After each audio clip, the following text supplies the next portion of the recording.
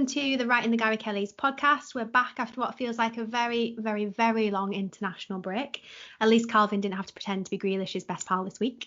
We're straight from the pitch and into the podcast. On the panel this week with me, we've got Matt M, Matt B and Lucy. How are you doing, guys? Hey, Vic. Hi, Vic. All right. It's like can't be asked to even say hello. Yeah, fucking raging. We're all annoyed. Like super fake and professional, and Matt's just absolutely raging. Brilliant. Right, well, on today's show, we'll obviously discuss the Leeds versus Arsenal result and try and keep it as balanced and positive as possible. We'll have a chat with Simon Grayson. We have a proper classic match to look back on. And to finish off, it's everyone's favourite game, the Wheel of Wootton. It's a bumper show, and the best thing about it, it's completely free. So first things first then, Leeds United 0, Arsenal 0. I'm scared to ask, but how are we feeling about that performance and the result? Out of all of us, by the sounds of it, I'm the only positive one about it. I think on the grand scheme of things, you would have taken it before kickoff, absolutely, especially after the 4-1 defeat against Leicester and Palace. I would have taken it hands down, easy. Arsenal at home, you got to take it. But then during play, I just felt the game were ours for the taking. It was chance after chance after chance. And sometimes, with Leeds under Bielsa, when we are going to perform and we are going to get a result in some way, because, we interplay really well. You keep hold of the ball, bit of possession. We don't look nervous. We look structured. And you could see that today. And I think the inclusion of Phillips has probably made a massive difference to the team as well. We look more balanced and assured at the back. But I had a good feeling throughout, I really did. And even Pepe's red card, which I guess we'll chat about in length in a bit, but I still felt the game was out there for the taking. And, eat the woodwork 3 times, 24 shots to 6, 24 to 6. What was it? 25 to 9, I think. Does anyone know? There was a big gap. We had plenty of shots. So, yeah, I think overall I'm happy. I really am. I think, we've got Everton, Chelsea and Manchester United next. So, yeah, I think things definitely started to click again, and we look like the Leeds United we all know and love for the last couple of years, and in glimpses this season, because the last 2 games we've been unrecognisable at times. We've been panicky, trying to force play.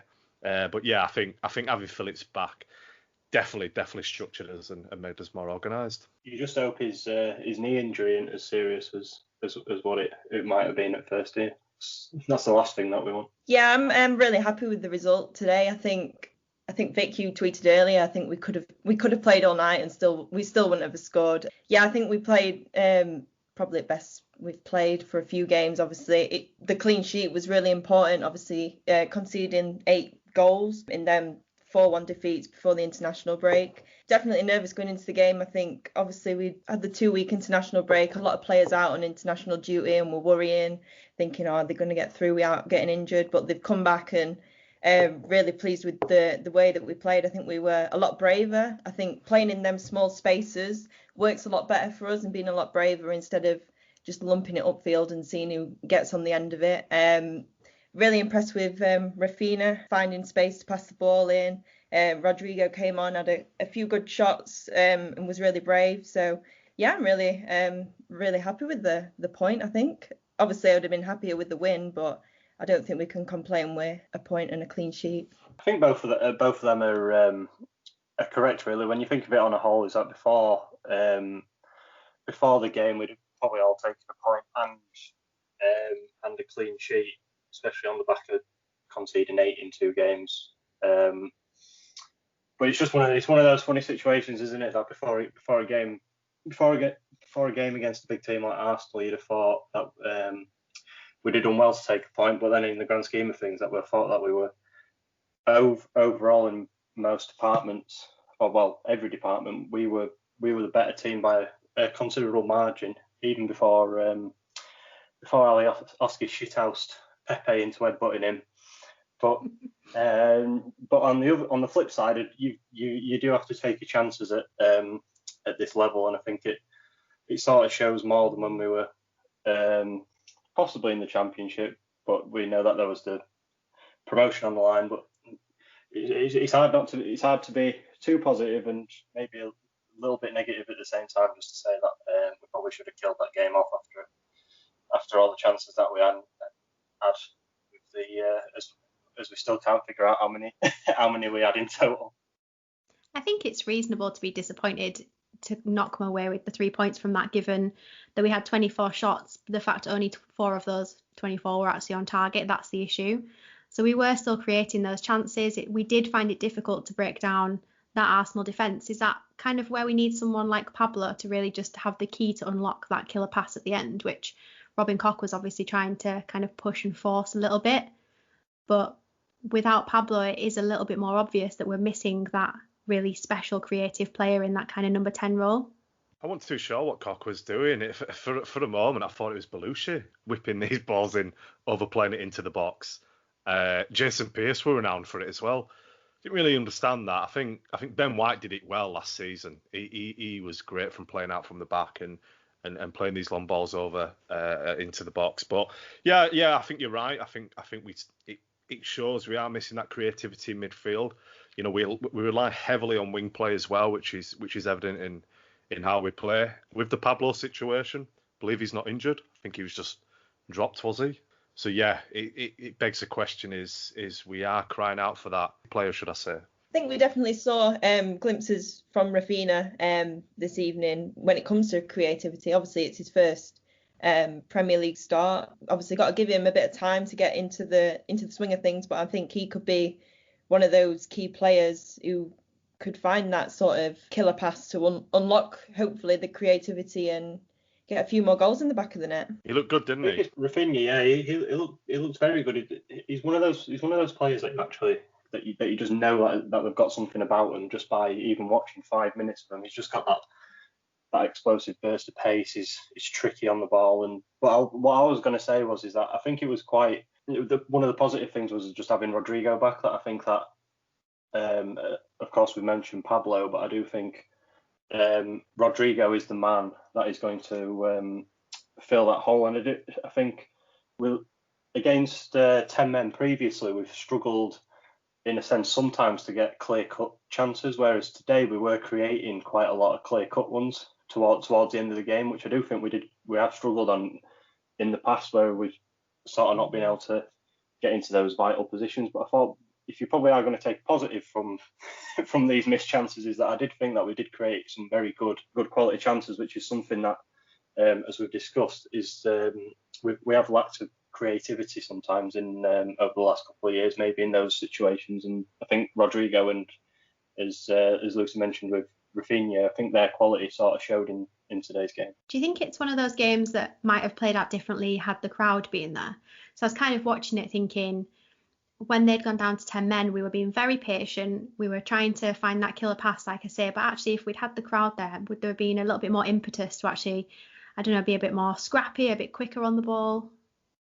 Yeah, I definitely think if crowd was there, it'd have been a lot different. I think Arsenal were wasting a lot of time when it came to taking goal kicks, taking throw-ins. I just thought they just really did slow the game down. And I think if the crowd were there, they'd have been behind, obviously, the team and really shouting at the referee to sort of tell them to sort of get on with it. And I think it definitely would have changed the dynamic of the whole game. I think they'd have crumbled quite earlier than what they did, to be honest, because I did think that they got sort of, as you saw with Pepe, they were pretty easily wound up, weren't they? And I think that might have been something that sort of, with the crowding, might have helped us even further to sort of tip the scales in a sense that they could have just rattled them a little bit more. And even towards the end, look a bit shaky, like Gabriel with his that pathetic clearance towards the end and stuff. I just think stuff like that would have just wore them down a little bit. I think when there's no crowding, you can get away with being probably a bit more defensive, because you are solely focusing. Of course, they always focus on the game, but I do think there's also other factors in your mind that when you have a crowd and you can sort of feel that momentum building, and I think that would just wore them down a bit more mentally, really.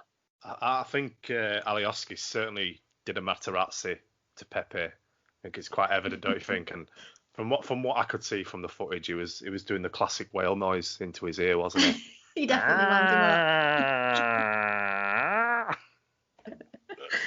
up. He's But done him. Pepe fell for it. That's what Alioski is all about. And like players come into this game actually targeting Alioski to try and wind him up, and this time it's backfired. So, I mean, I'm all for it.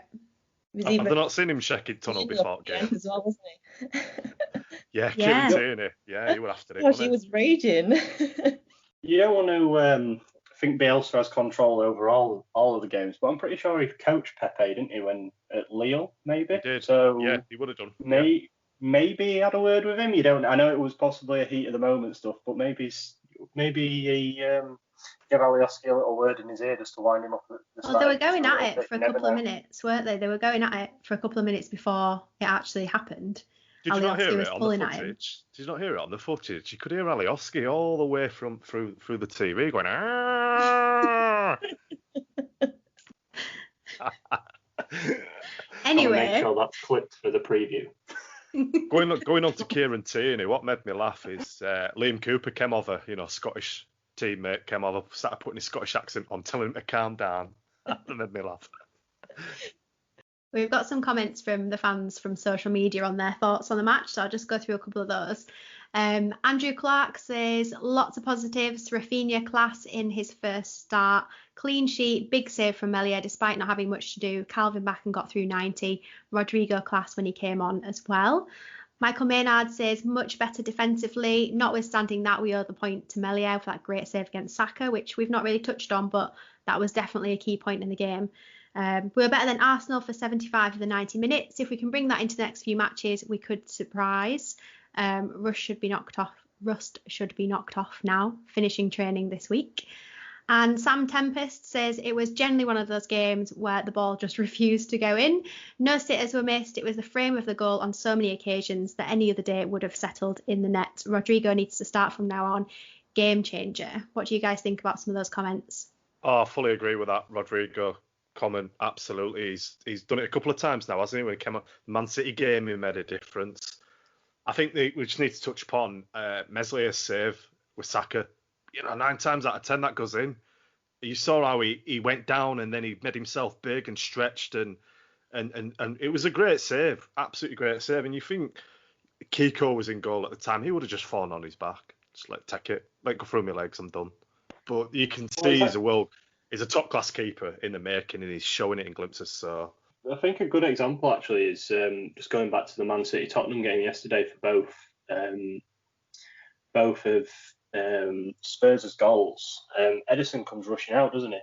And sort of you normally see that with keepers, that they just sort of you come out and just throw everything at the players, and I think that's where Meslier sort of, you can see the signs of maturing, that he normally a keeper just rushes out and Saka would have probably just had a nice easy finish just rounding him, but instead he stayed strong and made himself big, and Saka obviously not messed up his lines, but because that's taking the plaudits away from Meslier, but he forced Saka into sort of rushing his shot. I think they were trying to do a job on him from set pieces and corners as well, and thankfully their deliveries were pretty shoddy, but I think that's all part of that process of him, like you say, maturing and actually being able to hold his own despite looking like he's 12. Yeah, it's a common thing you see. I remember when David De Gea first joined that club from the Pennines, and it was a common theme in matches where they used to just stand on his toes and whip the ball onto the goal line, and Arsenal tried that today with little effect whatsoever. But no, I think he's took a bit of flack last 2 games, like we've said. I think he's, when you concede 8 goals, who are you going to blame? You're going to blame the keeper, aren't you? But I think he made amends today, and obviously a clean sheet is massive for us, for our confidence as it is. I think second this season now. So I think we said it a couple of podcasts ago about that Sheffield United result, that 1-0 being a blueprint of what we need from now till end of December, probably into January. We just need a few scrappy performances where we're short at the back and keeping clean sheets. And I'm pleased to say today is one of them performances. So, onwards and upwards. I know this is obviously a Leeds United podcast, but I think if I'm an Arsenal fan, I'm a little bit concerned after that performance, because they didn't really worry us even when they had 11 men. And I think from a mental perspective, they all just looked a little bit like they couldn't be arsed. Period's wore away, hasn't it? with Arteta. I think that's what I know. I know he's been in charge since, what is it now, over 9 months. We were one of his first games, weren't we, in January? But I think I think someone said Aubameyang's not scored now for like over 700 minutes from open play. So it's sort of you'd be getting very worried after all the positivity they had at the start of the season. Sort of all just wore away in the space of a couple of weeks, hasn't it? Well, I think Aubameyang's not scored since he signed his new contract. So, I think that's raised a few alarm bells. They've got the Ozil situation hanging over them. Dani Ceballos and David Luiz had a scrap in training, reportedly, the other day. Yeah, there's something going on, isn't there? Yeah, William went on away with Brazil and did a detour to Dubai for a media appearance, and he was hauled off at half-time today. Luke Ayling absolutely had him in his back pocket. So, yeah, in a way, you're right, there is problems at Arsenal. We're not an Arsenal podcast, clearly, but it's refreshing to see that when you look at Leeds, there's none of these stories coming out. I think the only one we're dealing with really is the Pablo situation. That's because he's an icon for the club. But even that, the club is dealing with it fantastic. Internally, it's not getting spilled out onto the back pages or the gossip columns. Whereas clubs like Arsenal, like you say, there's ill discipline there, and clearly there's none at Leeds, which is quite refreshing to see after the 16 years we've had. It is. It's a good time to be a Leeds fan. I think the good thing is, it was a draw today, but we can take that performance into the next set of games, which on paper are particularly challenging, and know that we can turn up and perform against those types of squads. So if anything, it's just made it even more exciting. Before I forget, we need your support. We love bringing you this podcast and writing content about Leeds United over and right at thegarykellys.com, but in all honesty, it ain't cheap to run. That's why you could help us out by giving us a coffee. Well, the cost of one at least. All you have to do is head over to our page, buymeacoffee.com/RITGK, to donate the price of your espresso kick and help us keep this great content going. Thank you. So now it's time to hear from former Leeds United manager Simon Grayson as he relives the day that he masterminded a historic win against the team that we fucking hate. So let's talk about January 3rd, FA Cup third round game against Manchester United. I'm sure you'll get asked about it in every interview, but it must be a career highlight still. Yeah, definitely. Look, we'd started the season really well. We were up to the top of the division with Norwich. We were winning games. We had a good mentality about us. We had a good group of players. And it was weird because I still think a lot of people don't realise that we might not even got to the Man United game, because we went to Kettering and we drew there, and it was sort of a real tough game for us. And then the draw got made, and it was Man United away, and obviously everybody was buzzing. And we had the replay to play still. And as much as everybody thought Kettering non-league, it's done and dusted, they took us to extra time. And it wasn't until later on that we got a couple of goals to go through. And then it was really just the build up to it, everybody talking about the rivalry. The lads would walk around the city and they were reminded about the rivalry and what it meant to the supporters. And it was, we were playing against the Premier League champions at the time, and certainly Alex Ferguson wasn't wanting to get beat by a League One club, and certainly not Leeds United, one of the biggest rivals. So we went there. And I think all I said to the players was, let's make sure that we have no regrets when we come off. Look, if we're expected to lose, but within the dressing room, let's make sure that we believe that we can go and win there, because it hadn't been a shock all weekend. And I said, why can't we be the ones that go and cause the upset of the third round? And we went there, played with passion, desire, played some decent stuff, and obviously Jermaine scoring quite early gave us not something to hang on to, but it gave us even more belief that we could actually turn them over. And you look at their squad, like Neville and Rooney was playing, and Owen came on, and Giggs and Berbatov, Valencia. They had a strong team out, and it was.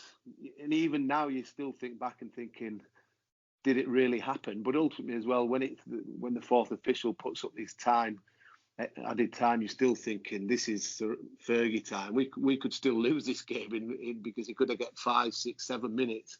But then just to see it, the time dwindle down, and ultimately when he blew the whistle, it was a magnificent feeling to know that we'd beat the reigning champions, 9,000 Leeds fans in the corner, and a League One club had turned over one of their biggest rivals. And I guess you knew you'd made history as well at the time, Simon. I think you look back on it now, and there's the first time Manchester United have been knocked out of the FA Cup third round. Leeds have not won at Old Trafford for 29 years until that day as well. And you kind of touched upon it earlier, but in the back of my mind, I always wanted to know pre-match, half-time, full-time, what you said to the lads, because there was that, correct me if I'm wrong, but I'm pretty sure, was it 42 places between us and them at the time as well? And everyone was talking about the game, wasn't it? It was on ITV, prime time, Sunday lunchtime. Like you said, Manchester United packed full of first-team players. They didn't take it lightly. I think I remember saying to him at half-time, just saying, look, you can imagine the lads were buzzing and obviously still a little bit of shock that they were leading 1-0 at Old Trafford. But I said, look, let's just keep the game plan that we've worked on all week and you've just carried out for the first 45 minutes. And that was to play from the shape of our team. And we played 4-4-2. We didn't go and play 4-5-1. We played two strikers up front and took the game to them, knowing with Luciano and Jermaine, we could get goal threats, and I think we had a narrow midfield four of Johnny Howson playing on the right with Bradley on the left, Kilkenny and Doyle in the middle, and we had to be very solid. But I always look back at it, the game, and thinking we weren't being peppered by it. Casper Ankergan hadn't had too many saves to make, and just said we've got to keep doing what we're doing. We might still get other chances, and I remember Snodgrass hitting the bar from a free kick, and probably, as I said earlier, the injury time was a long, long time because you're just thinking something could still happen, and to hear that whistle go in the end was great relief, but also a very proud moment. You can listen to our full interview with Simon Grayson by downloading the episode on Apple Podcasts, and also available on writingthegarykellys.com, all free for your enjoyment. I'm Richard Naylor. When I'm sat at home watching our promotion from League One on DVD, there's nothing better I like doing than reading and listening to writingthegarykellys.com. So this week marked the 15th anniversary of one of the greatest comebacks from a Leeds United team in modern history. Let's take you back to Southampton versus Leeds on Saturday 19th of November 2005. Leeds were 3-0 down at half-time and looked dead and buried with the game effectively over. And the lads came out second half from an inspiring team talk from Super Kevin Blackwell, and this is what happened. Aimed in at Svensson, and Pahars! The little Latvian is fit again, and he's scoring again. Walcott, he is frighteningly quick. He's away from Kilgallen, and he's teed it up for Quasi! 2-0 Saints!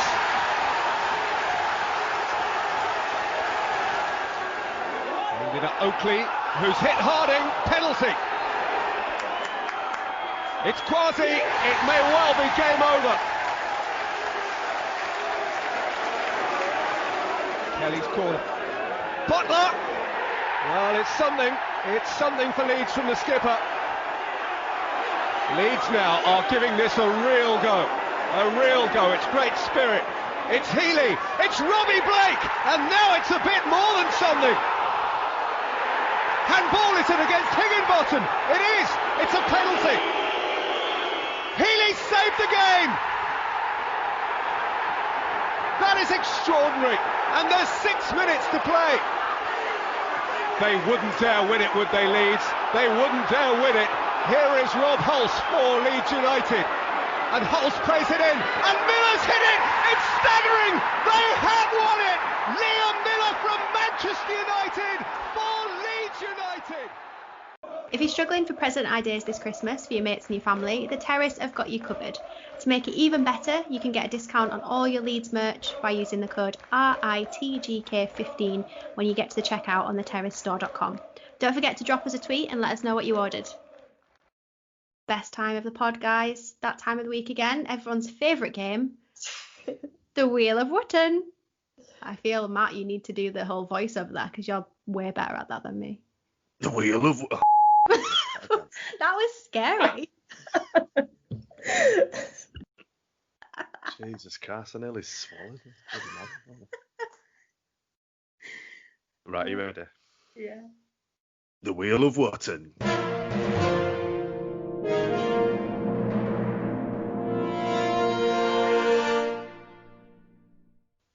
So dramatic, that, isn't it? So impressive. Never fails to get me going, that.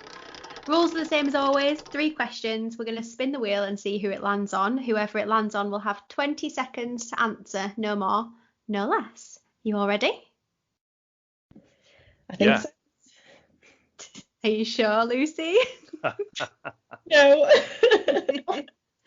Right, question number 1. Alioski is on the verge of signing a new contract, but is he good enough to be in the starting 11?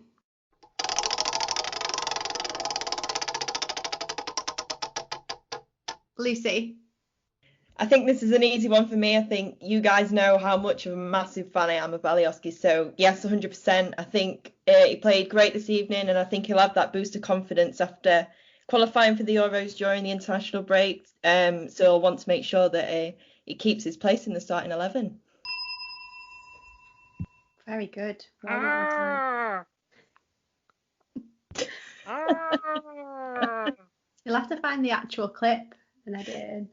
Yeah, just replace mine. Yeah. Right, question number 2.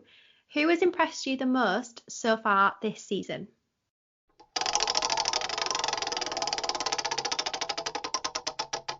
Matt M. God, what a question. I think Phillips. Personally, I think he's just ticking along and doing a job. He's done well. He's not set the world on fire. He's in everyone's team of the season so far. But as soon as we've missed him, the last 2 games, it's been evident and it's shown with the performances we put in. And then Time's up. He's in today, and obviously we smashed it. So Whoa, taking an extra couple of seconds there. I had to get a couple of seconds in because I wasted a few seconds at the beginning. No, it's a tough question. I think you could name even Bamford. You know, is easily up there as well, in my opinion. But I think if you took Bamford out, you'd put Rodrigo in. He'd probably do quite well in that position. But the problem is, at the moment, Phillips is irreplaceable, and it's been evident the last couple of games. Yeah, that's definitely something we need to look at in the January transfer window, isn't it? Because I think regardless of the depth of squad that we've obviously improved on through the summer, that role that Calvin plays is really difficult for us to replace when he's not available. Anyway, we've definitely broken the rules of the Wheel of Wootton. So on to question number 3. We've got Everton up next. What is your score prediction?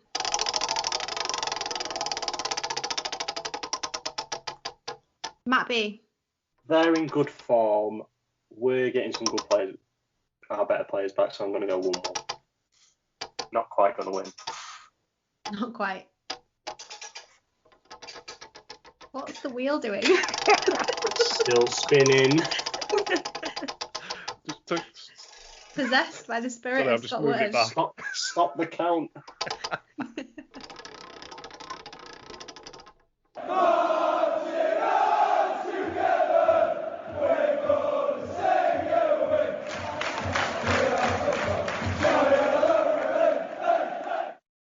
So this week, right in the Gary Kelly's very own Lucy, kind of made herself a bit of a TV superstar. So do you want to tell us all about your time that you spent with Emma Jones, and was it Match of the Day Extra? Yeah, so I went on Monday. It was really bizarre how it happened, actually. I was actually on an online lecture and I thought, God, this is bloody boring. So turned my camera off, turned my microphone off, just scrolling through Twitter. And I just saw just a random tweet from a woman just asking for any Leeds fans between the ages of 15 and 25 if they're available for an interview at Ellen Road on Monday. So I just messaged her, gave her my number. Next minute, I got a message from a guy from Match of the Day Extra just asking if I'd like to be involved. So went down to Ellen Road on Monday, wrapped up nice and warm in my big Leeds coat, my scarf, and got to meet Emma, she was so lovely. She's sort of who I'm looking up to at the minute, studying journalism. I want to sort of get into what she's been doing. Had to take some biscuits with me to best represent how Leeds have done so far this season, and just had a chat, really. Amazing. That's so exciting. I mean, to be fair, Emma's kind of a big deal now, so they're probably looking for a new LUTV host sometime soon. Getting yourself in there, you get my vote. I was asking for her advice. I was like, have you got any advice? And yeah, she was really lovely, bless her. So yeah, that was great experience on Monday. Unfortunately, the footage didn't get used because there was an issue with the audio, which was really gutting. But just to have been there, just to have been back at the ground, like the last time I was there was against Huddersfield last season, and just to be there was just an absolute privilege. Yeah, that's good. Did you eat your biscuits pitch side as well? Just have a little nibble on your custard cream in South Stand, or? No, I just spoke about them and then brought them home. I thought, let's crack these open. What did you actually say then? So did you pick custard creams? No, so I picked I love a good custard cream. chocolate caramel digestive biscuits. Oh, fancy. Oh wow, So, someone's doing well for themselves. No bloody expensive at all, yeah. Well done. That's really, really good. Yeah, well and done. I'm sure you'll be the next Emma Jones in no time. We'll see about that. So that's us for this week. Thanks so much for joining us as always, and make sure you give us a follow on the socials @RITGK. We'll be back next weekend after Everton. See you then.